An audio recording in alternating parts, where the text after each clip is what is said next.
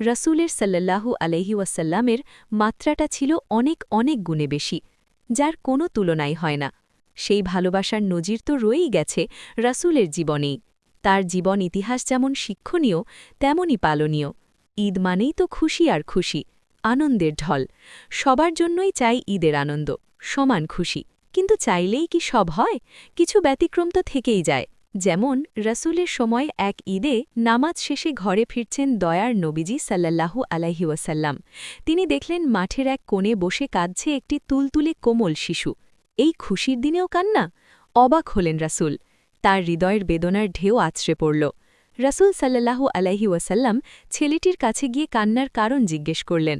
শিশুটি বলল, আমার আব্বা আম্মা নেই, কেউ আমাকে আদর করে না, কেউ আমাকে ভালোবাসে না, আমি কোথায় যাব?